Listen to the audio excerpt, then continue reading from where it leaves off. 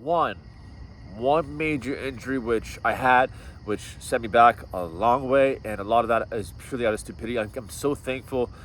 Over how many years has it been since I've been training? Since I was 14, 15, so it's about 17 years. I've only had one major injury. That one major injury was a herniated disc on my neck and my C7, C8 vertebrae. I had been suffering with it for over, it's been a long recovery. I say 4 or 5 years easy, and that was purely out of stupidity. It wasn't just a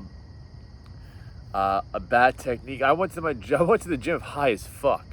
I smoked a huge joint. I did a lot of pre-workout. I thought it'd be a great idea because I thought I could train high. Again, a lot of my chaos in my life and my problems came in my life from financial, relationship, and my gym, my fitness was an excess abundance of abuse and use of marijuana. And that's what led to my one and only major injury, which was my herniated disc in my C7, C8 vertebrae. The pain was tolerable, but the ability for me not to train and tap into a high energy state to make myself feel good throughout my day was the problem. That was the thing I couldn't handle. So what happened was I decided to smoke a massive ass joint. It should turn out pre-workout, high in my mind, not really thinking, not really present, and trying to lift heavy ass weight. My mind was somewhere else. I was staring at a girl, and my mind was obviously with marijuana. Your mind's racing. And then next thing you know what, the bar rolled onto my neck forward, and then I just felt something slip. Not only did it slip, I felt something puss out and push out. It felt literally like something kind of like, a bad example, it's kind of like a zit. It just kind of like, you got a feeling it just something comes out. Terrible example, but I had to explain. I felt in the back of my neck. I was perspiring with sweat. When you have an oh shit moment, in like milliseconds, you know you fucked up. I fucked up. I went home. I thought, like, you know, my one rule is when you get injured, you think you're injured, you think you're hurt, give it 48 hours.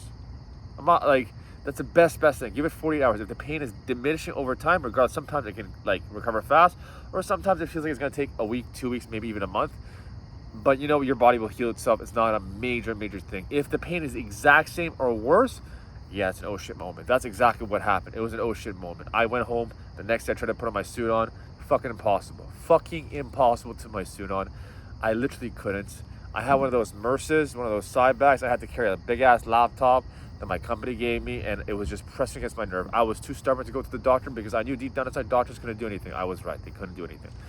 The one big misconception is doctors don't understand how to deal with the herniated disc. Luckily, over my time, over my years and years of training, I ran into one guy. He was arguably one of the greatest leading scientists and rehab.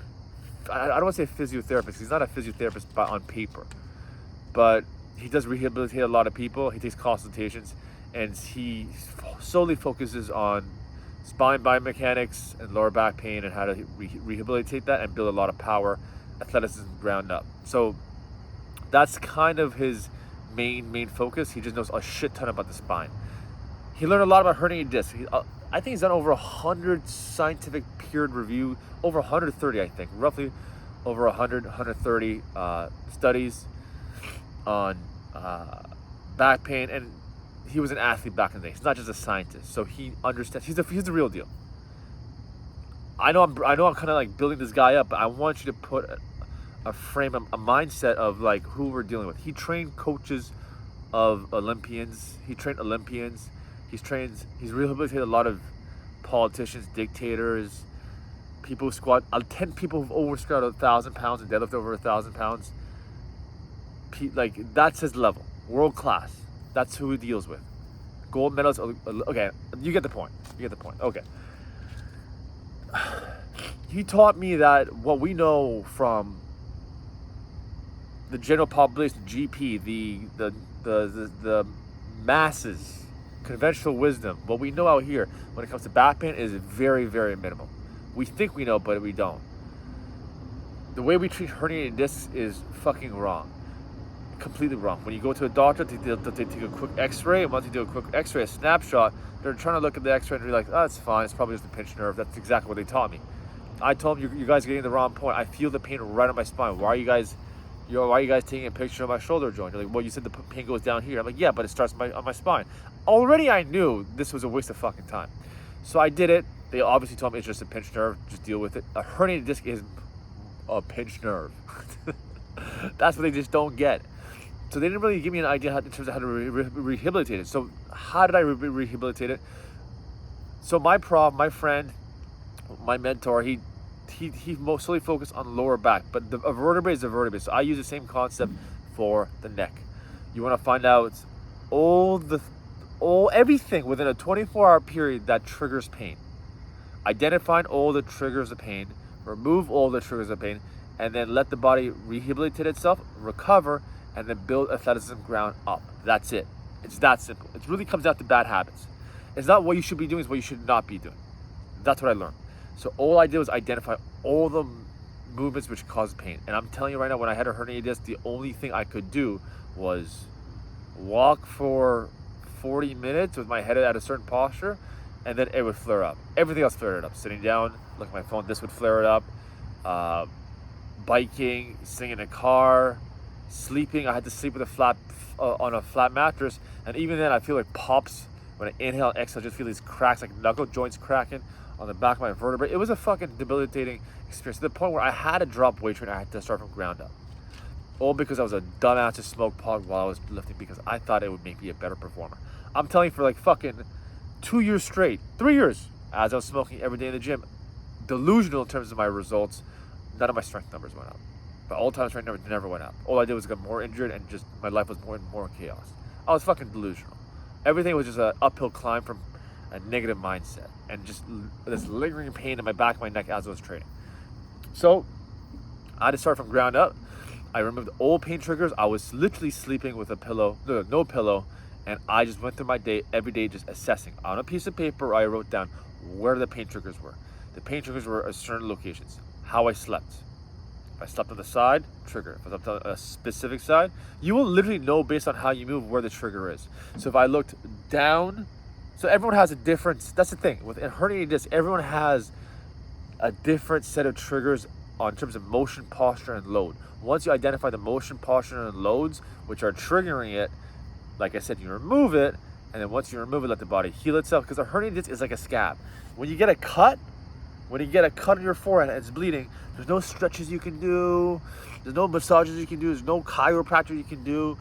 It's basically an open wound right on the spine, and you gotta just let it heal. That's all it is. Just let it heal, because the spine, the two vertebrae, it's always moving. So as long as it's moving, it's like a piece of ice. It's like a piece of ice. It needs to get thicker and thicker and thicker. When you get a heavy ass stone and you put an ice on a heavy ass stone, it snaps, and you gotta do it all over again. So every time you feel a flare up, you gotta do it all over again. That's what's the biggest mind fuck. So it's sometimes when you have pain for 10 years, 3 years, 4 years straight, you're dealing with micro movements. We're talking about millimeters. That's what I learned from him.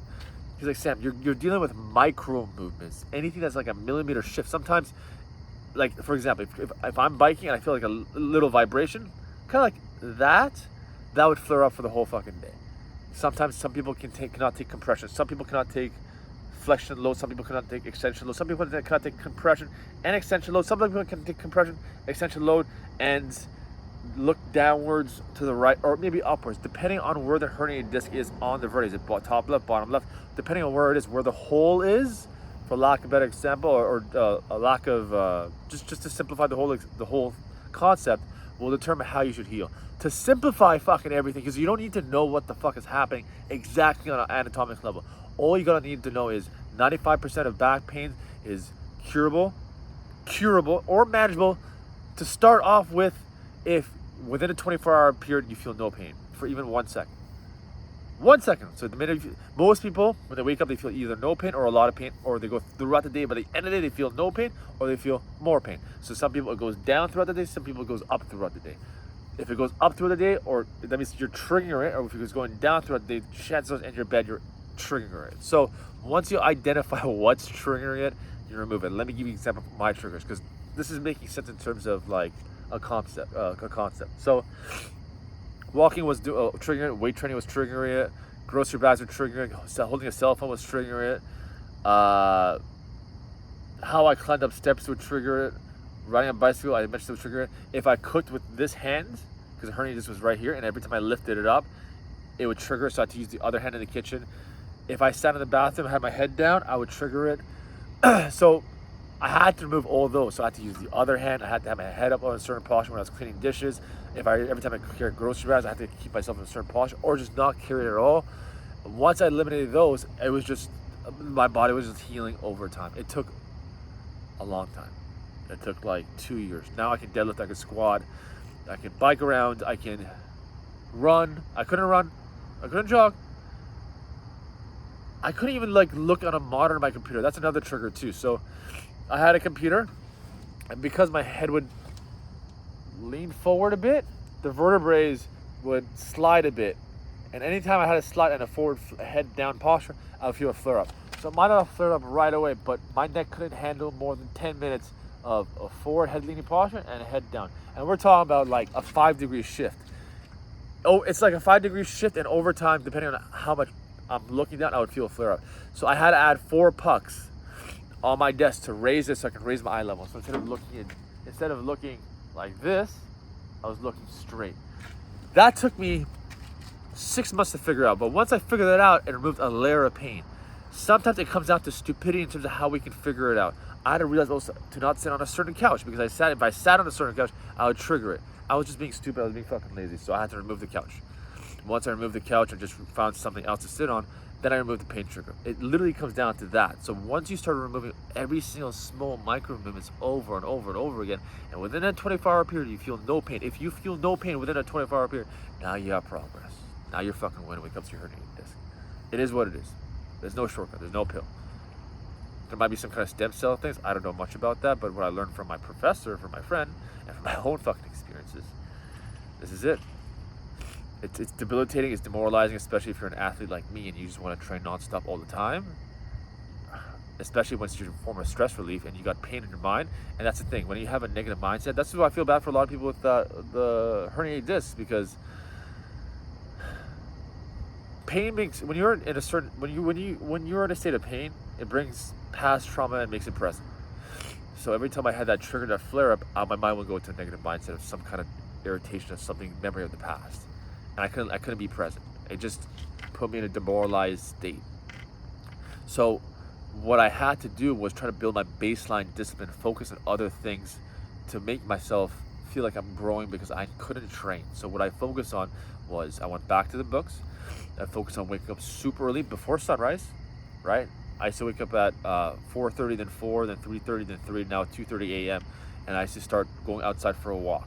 That's how I started all over again. And I built that baseline discipline such that when I healed myself, I was actually ahead of the curve, way ahead of the curve, because you learn most from your fuck ups, because it forces you to evaluate fucking everything versus just always winning. If I didn't have my herniated disc, I would not be waking up super early in training. And it's a superpower, because now I have literally from 2:30 a.m. till 8:30 a.m., maybe even more, 9 or 10 a.m. I don't speak to a fucking soul, not a person out here. Not even during my workouts. So that's huge. The only person that's distracting is me. So I learned that from my herniated disc. So I'm forever grateful for. It's a gift. That injury is a gift. So if you guys are struggling with herniated disc, you're getting a lot of back pain. You've seen every chiropractor. It gets worse when you go to a chiropractor, and you've tried fucking everything. You haven't tried everything, because what you're trying is, you think there's like something you need to do. There's something you need to like. Something, a massage. Sometimes you just have to do fucking nothing. That's what's so fucking hard. If you're a type A athlete like me, sometimes it's just fucking nothing. The more you're able to just evaluate, and sometimes you need someone to kind of keep you accountable and just be like, okay, so that's your trigger. Don't underestimate that, remove that. And I've had clients who've had back pain for 10 years straight. 10 years. Over the fucking internet, kind of like this. I just have a conversation with them. I ask them what their habits are. I let me go through the day. They give me an idea, and we just go through a piece of paper. We start writing it down, and they have that high level of self-awareness, because habitually, subconsciously, we've just assumed that certain postures are okay. And when he started eliminating that, when I've had a few, more than 2, he and she, when they started eliminating that, their ability to just operate, including myself, throughout the day just became exponentially better. Now you have a person who had pain for 10 years. Now they're able to strengthen and work out with no pain. That's fucking huge. 10 years. And this guy spent, one of my clients has spent over fucking thousands of dollars on physiotherapists, fucking chiropractor. He's tried fucking everything. It's that simple. It's crazy how, like, just because we're like, if the doctor's telling you something works, or just because it's public and it's free and there's a DR beside it, doesn't make it tip top the best fucking advice.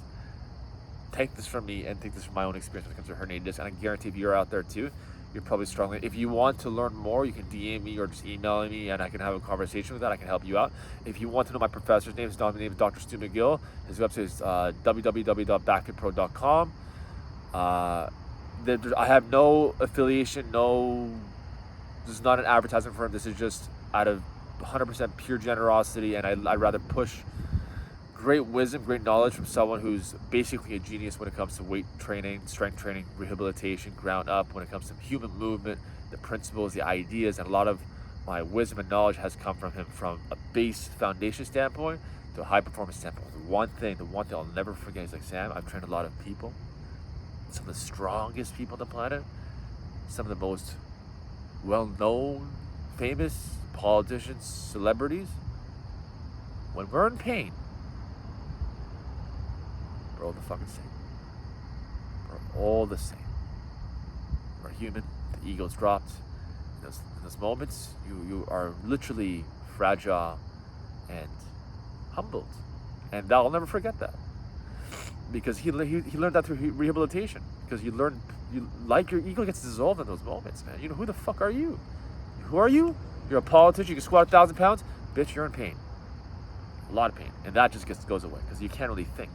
That idea of who you are gets diminished because now you're crippled by definition. So, a very humbling experience. I don't look at anyone differently. I just think we're just a bunch of bad habits and decisions for what we make to operate through a 24-hour basis. Some of them good, some of them bad, and some of them enhances our spirit, some of them corrupts our spirit. But in the end of the day, inherently, we're all fucking good people.